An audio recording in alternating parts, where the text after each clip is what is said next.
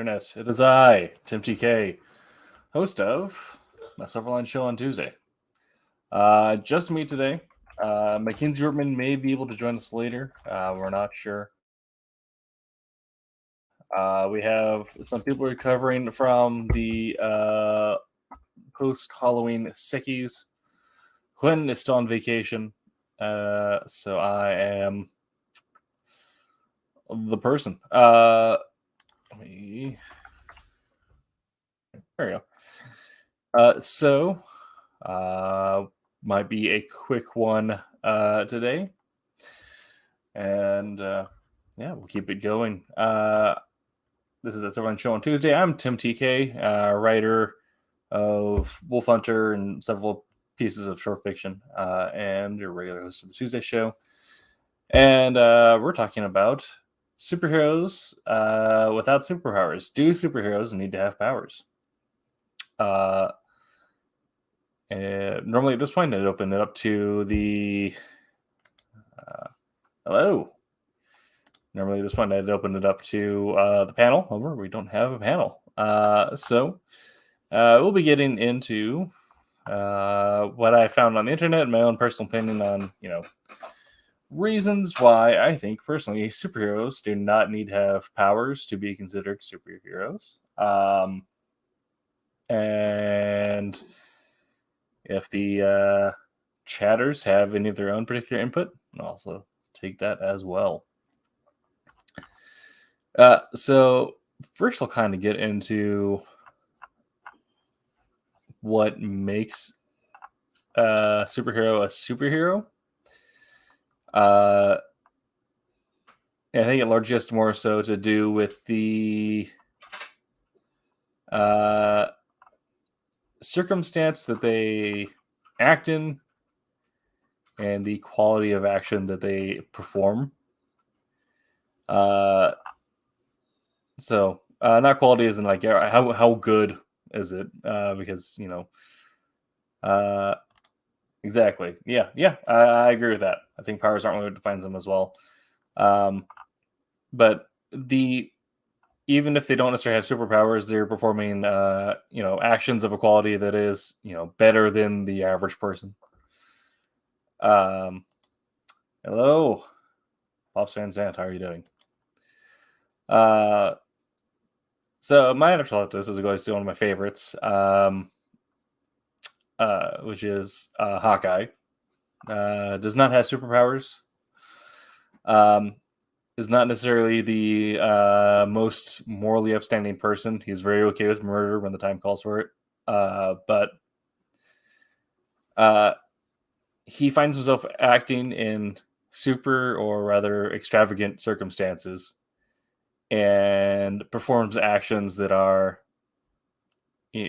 well beyond your average person's capability in ways that are, superb or exciting to see, to say the least. So I think usually what it comes down to is the circumstances and if they're performing actions in a particular way. And I think there are people with powers in some comics that are not necessarily superheroes. They're just powered people in a weird situation. Blue Beetle, no powers, can take him out. Yeah, exactly. Blue Beetle does not have powers of his own. He does have a super suit, and so he can get into like the I guess New Blue Beetle has a super suit. Ted Kord, I think, just was very smart.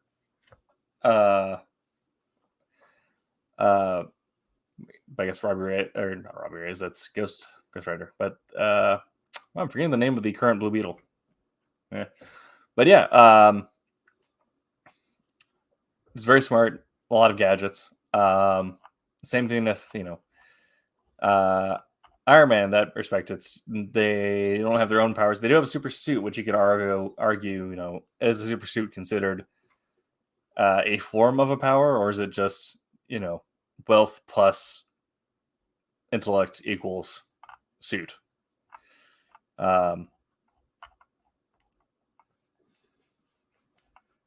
So that's kind of the a weird discussion to have as well is: do you define super suits or as a form of power, or are they just an additional circumstance that adds to the quality of action that the hero performs? Um,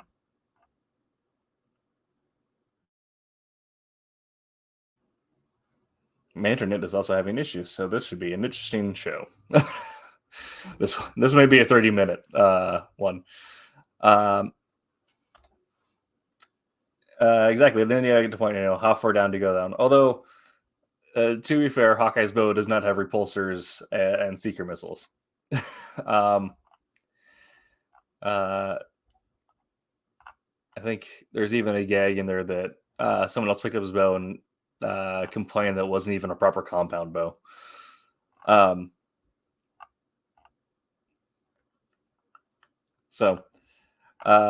yeah, I think that super suits, depending on the circumstances, like if it's alien technology, you might consider the power, or if it's some sort of bonding agent like the Venom suit. The Venom suit, some sort of like alien symbiote that bonds to its host. But it does have tech-based arrows. That's correct. Yeah. But if it's just a technological improvised thing, then that any normal person could pick up would be not considered superpowered. M. Night Shyamalan did a play on what a superpower villain was in Breakable.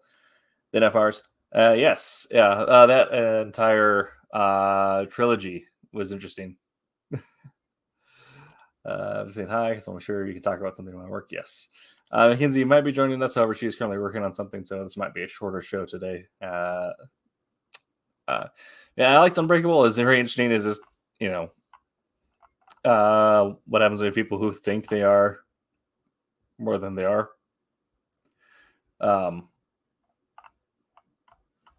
thought Glass was kind of weak, at least in the ending, but a fun choice nonetheless. And an example also of that. I classify Unbreakable as being a form of hero, and that he was in a weird circumstance and performed well, it isn't even that quality of actions. He might just be a dude who's good at fighting. It wasn't quite like Nightwing or something, who's still doing like backbreaking acrobatics. It was literally just a guy who shoulder checks people through windows.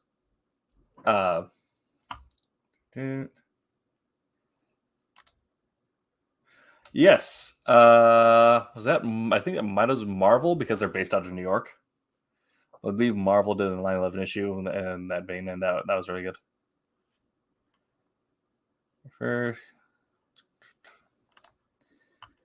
Psychoblast. I am unfamiliar.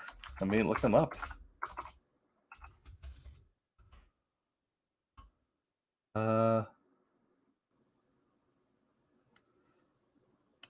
we go.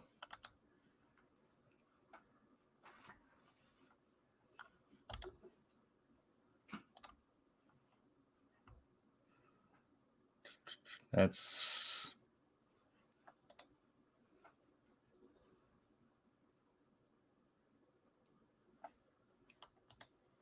who isn't a hero of anything, but powers. Okay. Interesting. Well, yeah, I can tell their wiki just kind of says that they died, so assuming they existed for a little bit and then did not, which sounds about right.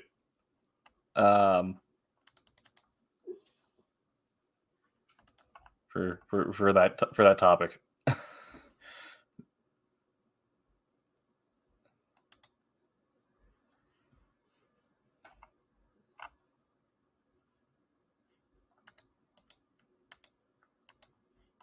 Let's see. I can find the issues, but there's not a whole lot of info on them online. But yeah, there's Robin from Batman. Oh, no problem. Robin does not have any powers, and so Robin, Nightwing, Red Hood, they're all kind of classic examples. The entire Batverse is classic examples of this entire subject. And Batman being one of the few people to have consistently beat Superman, i.e., the incarnation of superpowers.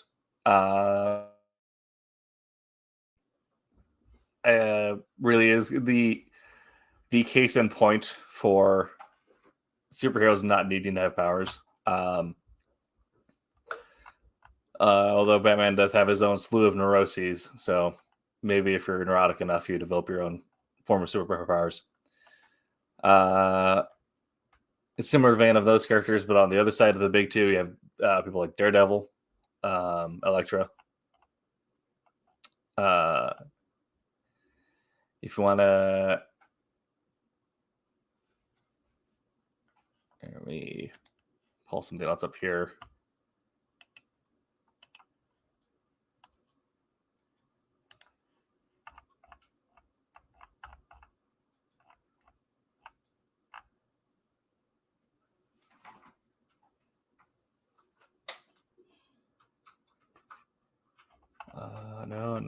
No. Trying to find some other examples in the indies. You consider Daredevil superpowered? I mean, he does have enhanced senses in a way, but I guess it depends on who's writing and who's illustrating him. Because depending on the writer, he goes from being really good at hearing to having radar vision. So I think that really depends on the writer and how the illustrator chooses to illustrate that.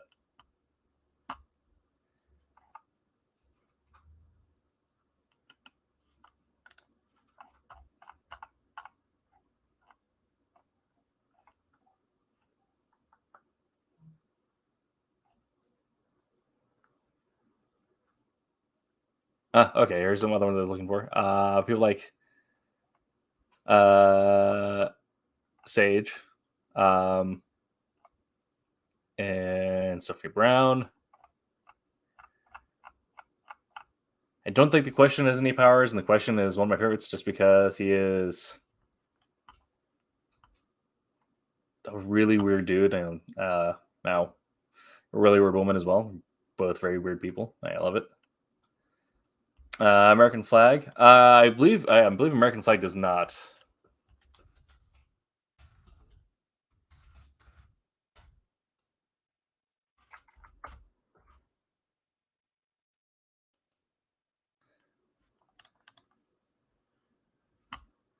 Yeah, for first, Grendel is powerless, which is also a cool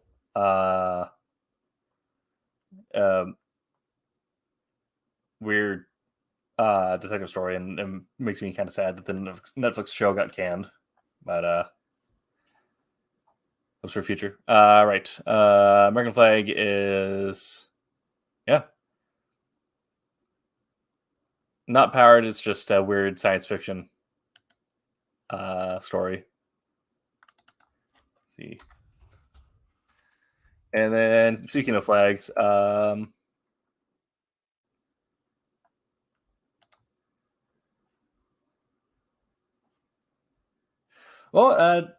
I mean, if you're going to have superheroes without powers, you got to have super villains without powers, right? Because it's, you put more of the emphasis on the character himself. So if you have a really strong character, they're going to make up for not even powers, and then we can turn this into my own writing spiel, and that people get so caught up on writing powers that they don't actually write a good character.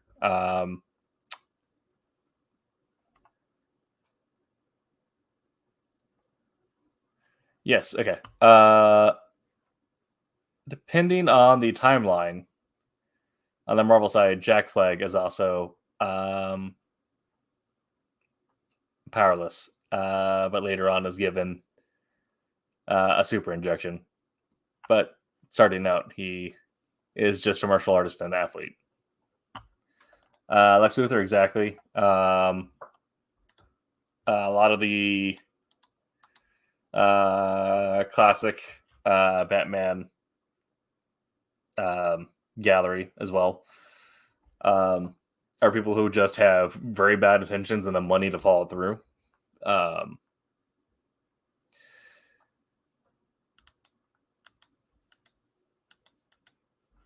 Kingpin, of course, yes. Kingpin being one of my favorites, and also having two of the best on-screen performances, being the only good part of that awful Daredevil. Vincent D'Onofrio being great in the current run of Marvel shows. Kingpin also had a really interesting arc in Battleworld, Secret Wars. Or was it? Oh no, was it?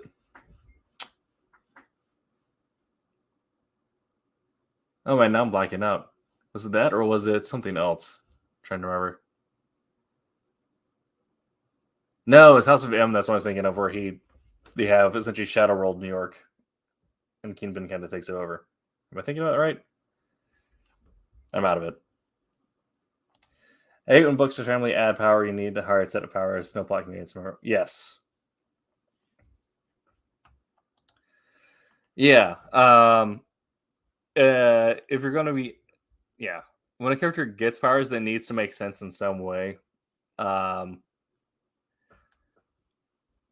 Like Jack Flag getting the crap beat out of him and getting an injection forced in him. Makes sense. But if it's just someone who wakes up one day and suddenly has a new set of powers, or their powers increased in some way without any sort of character development, no training or outside changes happened, that'll lead to that. That's when it feels like they're just scrambling for something to push the character forward to try and make them interesting rather than actually writing something interesting for the character to do. I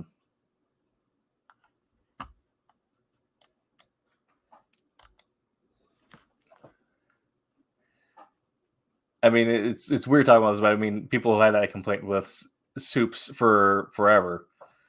Going from leaping and being super strong to flying and having laser eyes.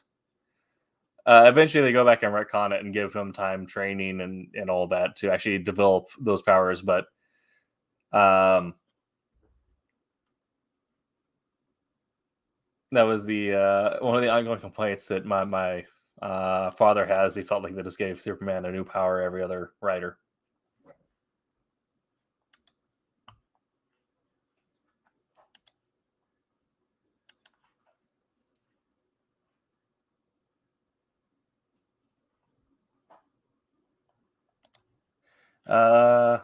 We have this one first. We say adding one maybe after that tricks.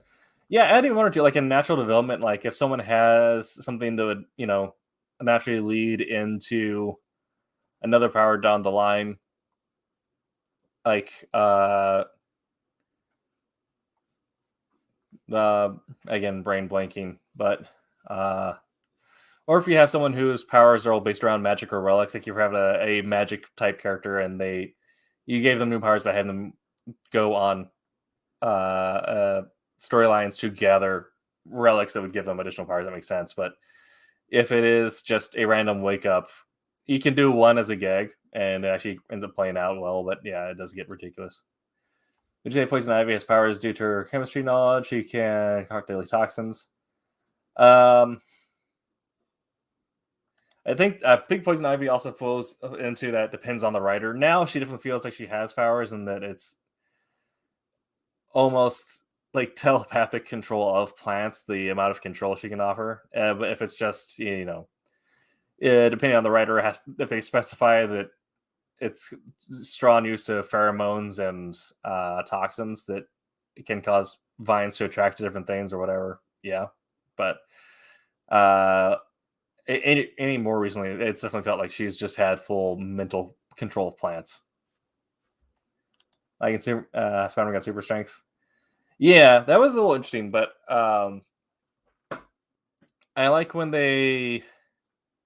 Spider-Man that did have a good retcon when that they explained it as it's not typical human strength. It's uh, related to a spider's proportional strength, and then spiders and ants are oddly strong proportionally for how their size is. So his strength scale just mimics that. So I like it when he can hold up the occasional cinder block, but he isn't holding the entire building over his head.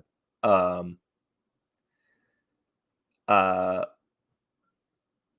so just enough to save him, but not enough to actually be in contention with other super strength people in the world. The Marines, Shang-Chi's a great fighter. With the Marines, yeah, kind of like that. And that it's not really Shang-Chi getting a power. Essentially, it's him getting the reins as a part of that. But he's already a hero without powers and was for a long time, which I thought was really good. I really like him as a character because of that. The fact that he's already a strong person, and then they give him a natural storyline that leads to him getting super strength. When they gets to adding your pulsar beams to that, that's when it gets to be, it depends on how cool it is. The cool factor, you can forgive almost anything, but repulsor beams can sometimes seem a little out of nowhere.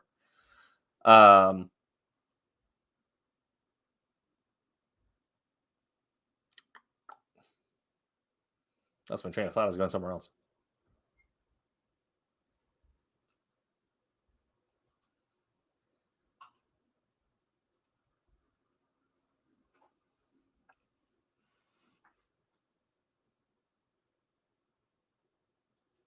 Wow, completely lost where I was going. Very good. Very good. The arrow from Malibu technically had powers, but he was basically as powerful as Overqueen. Yeah. And being from Silverline, we have a very close tie with Malibu, being that most of our staff was formerly Malibu. Yeah. But yeah, that's also a weird situation where they're maybe a bit underpowered of a hero. But I can say that of a lot of people in the Silver Age. There's a lot of weird things that happened back then.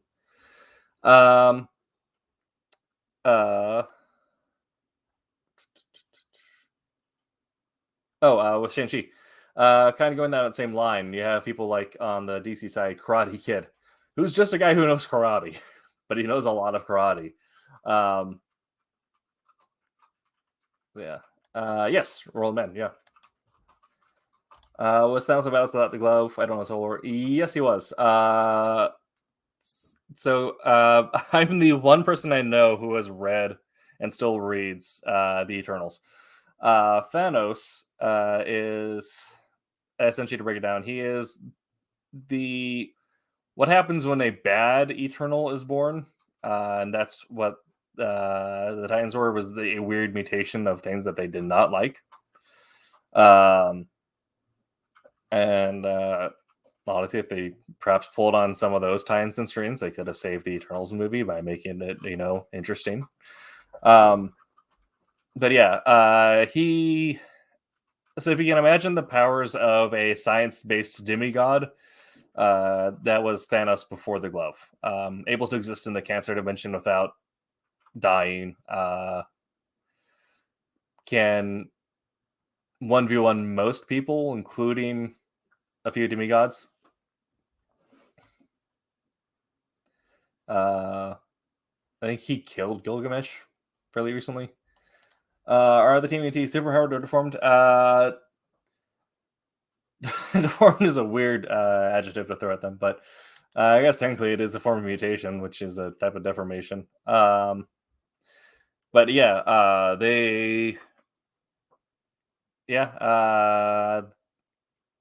I guess specifically in canon, were given powers greater than even a human, being young turtles, after being hit with some radioactive science goo.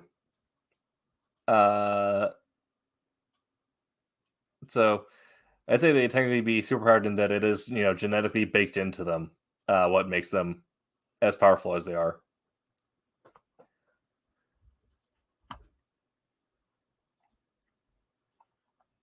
in that I guess they're about the same level as X-Men in that it may not be the most powerful mutation, but it is a mutation based power nonetheless.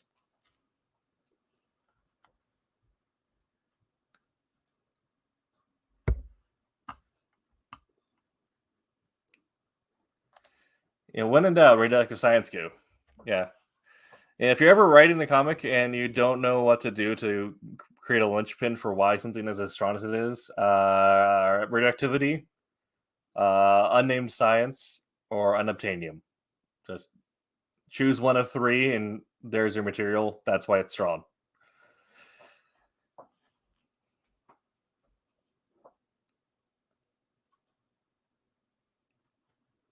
Don't actually do that. That's when you get into the issue of, well, not everyone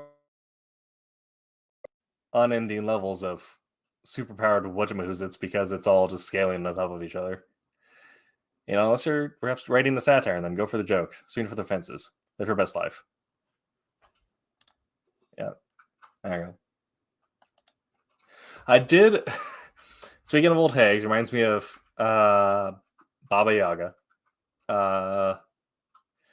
I guess it should be Baba Yaga, is the proper pronunciation. Learned that recently, talking with some Eastern European friends. But I saw a meme the other day by a D&D party running into Bubba Yaga, and it's a trailer. It's just like a Jetstream trailer that runs around. So now I want to see a comic where, just whatever hillbilly gets superpowers by getting cursed or blessed by take your pick by Bubba Yaga. Let's meet go Spider-Man meets the Trailer Park Boys. Batman 99, the last movie when Joker fell into the radioactive acid, the game powers were him doing pain. No, I believe that one is a straight radioactivity exposure, and that it just ended up frying his nervous system. I mean, I guess immune to pain it would be part of that if you want to count that as a superpower, but that's more so a medical defect than an actual power. It's more so just severe spinal trauma and nerve damage. Exactly. Yes, it'd be very good.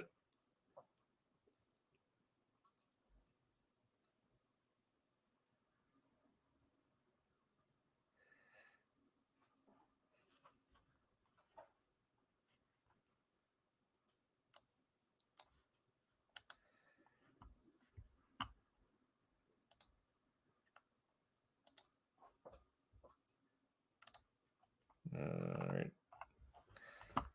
Okay, well, it's been about 30 minutes. I think we established that no superpowers do not need to have powers.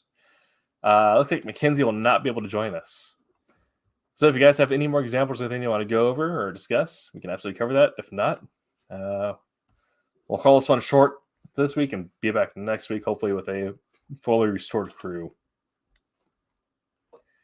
I covered my favorites, Hawkeye.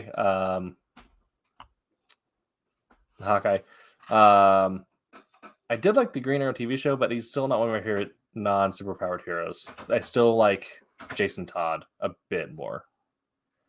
Does Dr. Fate count? See, that's when you get into like the weird thing of magical relics or whatever also counting. I think if we can discount things that we could have in our real world, so science-based suits, that would be somewhat plausible, like Blue Beetle, Iron Man. But I think we have to, by default, we have to include magical relics and that's some sort of superpower because, as far as we know, magic does not exist unless the Illuminati is doing stuff behind our backs and we don't know.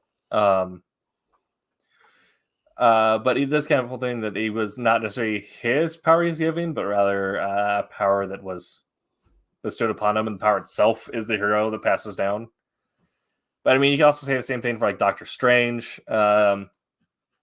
Even more so given that Doctor Strange recently-ish, it's been all since I read him, so it's recent to me, lost his magic and had to go back and gather a bunch of artifacts in order to get it back. And during that time, we had a really fun run where Loki was the Sorcerer Supreme, so I definitely recommend reading that one because that is a fun 12-issue run. Was that?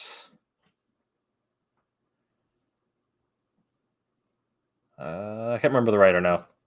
Again, my brain is blanking on me today. It's all right.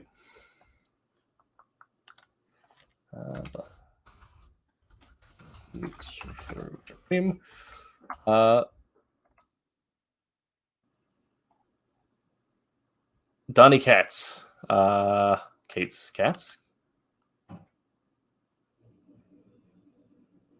It's an E after it's a Cates. Donnie Cates was the one who wrote that line, yes. I believe that's during a time when he's writing like 18 books a month. So, but he maintained quality. Is very good. All right. Well, I think that was a solid 35 minutes, 40-minute outing. Sorry about the lack of show, but I believe we have substantially answered the question. Thoughts, just doing an stop, but keeping the story, create a whole new story. Asian woman, Flash. I mean,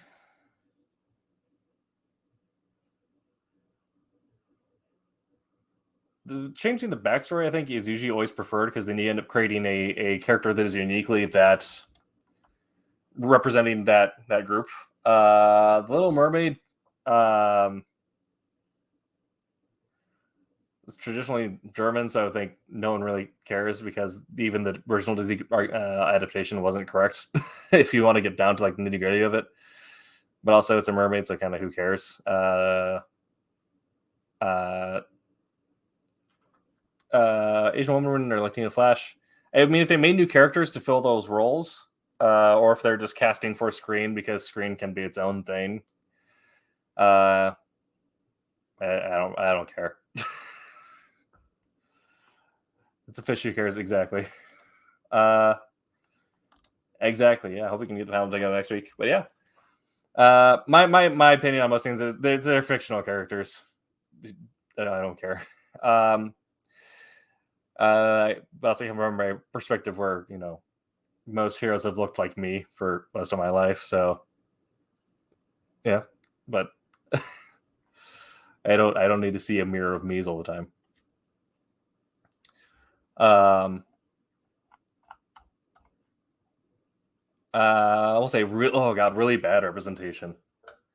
Oh god, DC has been traditionally good with Latino representation, but their Mexican American Heritage Month this year was absolutely atrocious. Those covers, they would have been better just not doing those covers.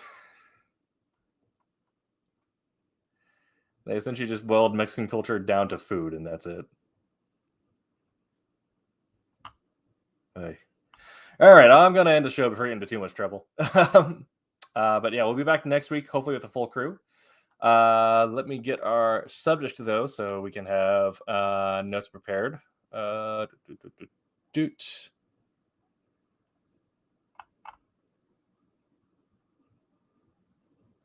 did that chat go? There it is. Silverline Tuesday. We are doing how superheroes impact society, the modern hero pop culture. So we're going to be talking about obviously the importance of the MCU, if the DCU is going to be turned into really anything, but just how much the current zeitgeist has been impacted by resurgence of comics culture in a way. So yeah, that'll be our topic for next week. Hopefully see you guys then. Until that time, make mine Silverline. We have the thing somewhere. There it is. Hey, I'm Pat Broderick. Make mine Silverline.